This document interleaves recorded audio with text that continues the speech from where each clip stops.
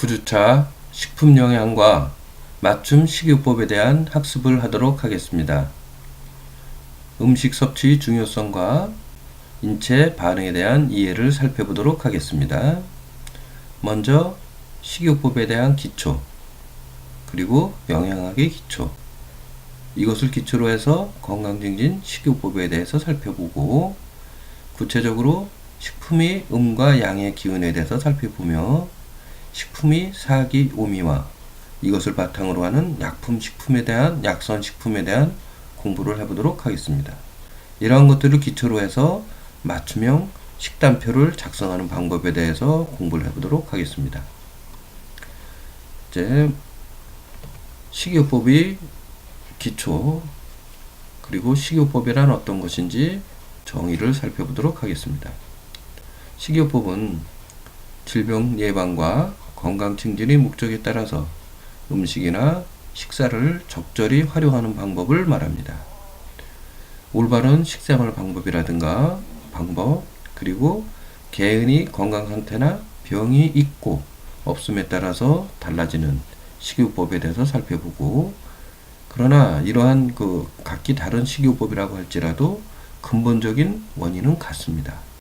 그래서 이러한 근본적인 원인에 대해서 알아보고, 그리고 질병 예방과 그리고 재발 방지, 회복을 목적으로 하는 임상 식이요법에 대해서 살펴보도록 하겠습니다. 그래서 건강증진 식이요법은 이러한 임상 식이요법, 이런 것들이 되겠죠. 이런 것들, 그리고 어르신이나 이유기, 아이들, 아기, 이러한 생애 주기에 따른 식이요법, 그리고 체중 조절에 필요한 식이요법, 이렇게 크게 세 가지 카테고리로 구분해서 살펴볼 수가 있겠습니다. 이러한 식이요법에 대해서 살펴보기 전에 대사 과정에 대해서 먼저 알아볼 것 같으면, 인체는 타고나는 유전체가 있는데 이러한 유전체의 조직은 개체별로 차이가 있다고 하는 것입니다. 이러한 개체별 차이를 체질이라고 할 수도 있고요. 그리고 개인차라고 할 수도 있겠습니다. 어떤 사람은 소화력이 왕성한 사람이 있고 어떤 사람은 소화력이 떨어지는 사람도 있다고 할 수가 있겠습니다. 이런 것들은 타고나는 이러한 개체별 차이에 의한 그런 것이라고 할 수도 있고요. 그래서 이러한 것들은 영양소 및 식품 자체가 유전자 및 단백질 발현에 영향을 주고, 이러한 유전자 변이에 의해서 영양소의 흡수와 이용 등 대사에 영향을 준다라고 할 수가 있겠습니다. 식이요법은 대상과 목적에 따라서 달라져야 한다라고 할 수가 있겠습니다. 앞서 잠깐 체질에 대한 말씀을 드렸는데, 이러한 체질은 선천적으로 타고나는 것이라고 할 수가 있겠죠. 선천적으로 타고나기는 하지만 이러한 선천적으로 타고난 체질은 이렇게 세포가 만들어져서 살아가는 동안에 태어날 때 그 세포가 죽을 때까지 그대로 유지가 되는 것이 아니고, 이러한 매일 100억 개 이상의 세포가 죽고 태어난다고 하는 것입니다.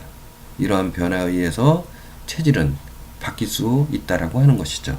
그래서 우리가 어떻게 음식을 먹느냐에 따라서 체질에 변화를 줄 수 있는 유전자의 변화를 줄 수가 있다라고 하는 것이죠.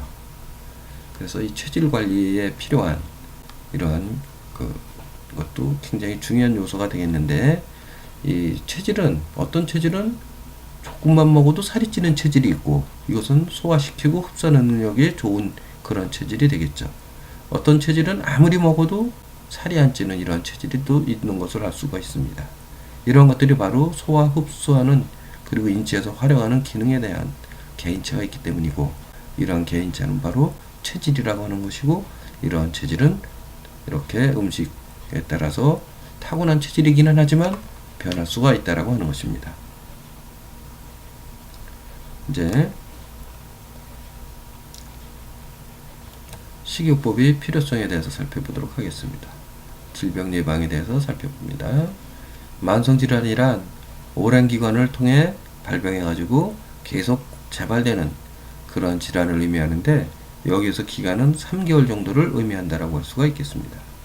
이렇게 오랜 기간 동안 병이 낫지 않고 좋아졌다 나빠졌다 좋아졌다 나빠졌다 하는 이유는 유전적인 원인이 있겠죠. 그 다음에 흡연, 운동, 나쁜 식습관, 지속적인 스트레스, 그리고 환경적인 여러가지 원인이 작용한다라고 할 수가 있겠습니다.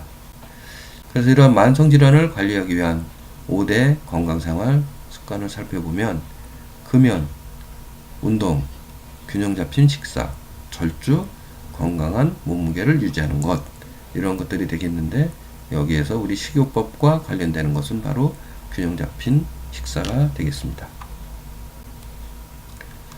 자, 그러면 이러한 식이요법에서 메뉴, 처방을 어떻게 구성할 것인지에 대한 중요한 요소가 되겠는데, 식이요법에 대한 처방 구조를 살펴볼 것 같으면 먼저 영양학적 기초가 있어야 되겠습니다. 영양 판정이라든가 임상 영양에 대한 기초 학습이 되어져 있어야 되고요. 그리고 체질 영양학이라고 해서 건강증진 식이요법에서는 아유르베다 임상 영양에 대해서 살펴보도록 합니다.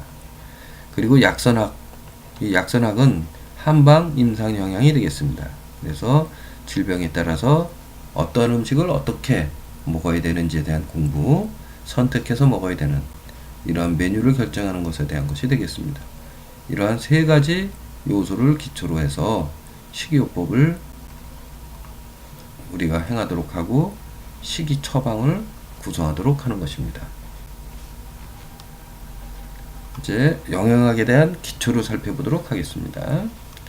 에너지입니다. 먼저 에너지를 살펴보면 인체가 성장하고 활동하는 데 필요한 것으로 탄수화물, 단백질, 지방 등을 통해서 공급하도록 하고 있습니다. 여기에서 단위, 에너지의 단위는 칼로리가 되겠죠. 1kcal는 물 1g이 1도씨 상승하는데 필요한 열량이라고 할 수가 있겠습니다.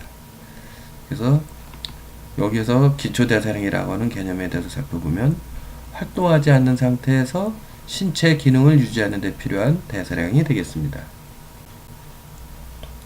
그래서 에너지 소비와 기초대사량에 대한 것을 살펴보았습니다. 기초대사량은 연령, 성별, 유전적 소인, 그리고 체중, 기타 여러가지 원인에 의해서 약간씩 차이가 있다고 할 수가 있겠습니다. 이제 영양학의 기초에서 활동대사에 대해서 살펴보도록 합니다. 활동대사량이라고 하는 것은 기초대사량을 제외한 그 영양 칼로리 소모하는 것을 의미하는데, 설거지, 운전, 일하기, 운동하기 등 모든 신체적 활동에 필요한 에너지가 되겠습니다. 기초대사량과, 그래서 기초대사량 플러스 활동대사량에다가 소화에 필요한 에너지 소모량 한 10% 정도, 이렇게 해서 이 세 가지를 합해서 하루에 필요한 에너지 양을 결정하도록 하는 것입니다. 그래서 여기서 등급을 매기면 A에서부터 F까지 나눠놨는데, 그 활동 상태에 따라서 1시간당 체중 킬로그램, 60kg면 60이 되겠죠. 그리고 킬로칼로리, 즉 몇 킬로칼로리를 이제 필요로 하는지에 대한 것이 되겠습니다. 즉 1시간 동안에 자신의 체중과 그리고 소모되는 칼로리를 곱하게 되면 하루 필요 에너지가 될 것입니다. 그래서 곱해줄 때 이 활동 에너지 양에 따라서 여기에 나와 있는 숫자를 곱해주는 겁니다.